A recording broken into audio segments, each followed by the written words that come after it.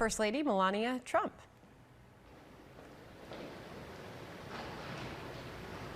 With the disgraceful Jeffrey Epstein need to end today. The individuals lying about me are devoid of ethical standards, humility, and respect. I do not object to their ignorance, but rather I reject their mean-spirited attempts to defame my reputation. I never been friends with Epstein.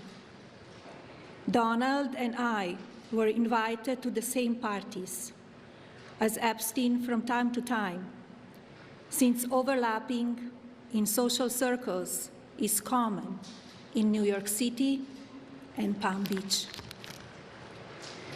To be clear, I never had a relationship with Epstein or his accomplice, Maxwell.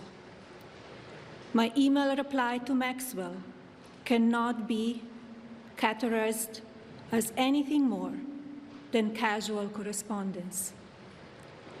My polite reply to her email doesn't amount to anything more than a trivial note. I am not Epstein's victim. Epstein did not introduce me to Donald Trump. I met my husband by chance at a New York City party in 1998. This initial encounter with my husband is documented in detail in my book, Melania. The first time I crossed paths with Epstein was in the year 2000 at an event Donald and I attended together.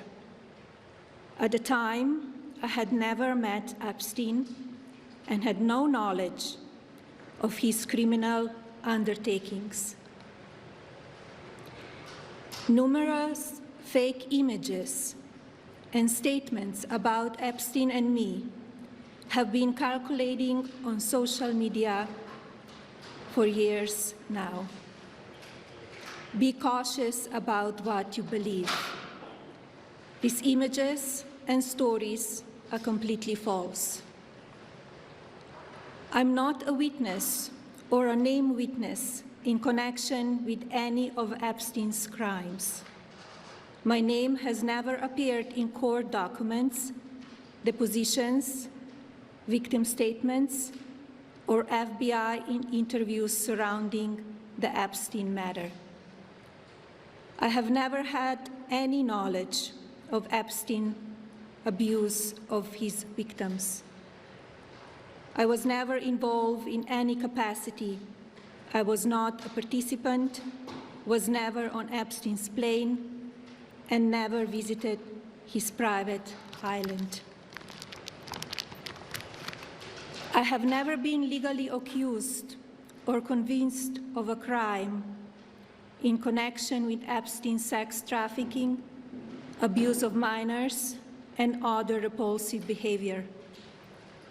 The false smears about me from mean-spirited and politically motivated individuals and entities looking to cause damage to my good name, to gain financially and climb politically, must stop. My attorneys and I have fought these unfounded and baseless lies with success and will continue to maintain my sound reputation without hesitation. To date, several individuals and companies have been legally obligated to publicly apologize and retract their lies about me, such as Daily Beast, James Carville, and HarperCollins, UK. Now is the time for Congress to act. Epstein was not alone. Several prominent male executives resigned from their powerful positions after this matter became widely politicized. Of course, this doesn't amount to guilt, but we still must work openly and transparently to uncover the truth. I call on Congress to provide the women who have been victimized by Epstein with a public hearing specifically centered around the survivors. Give these victims their opportunity to testify under oath in front of Congress with the power of sworn testimony.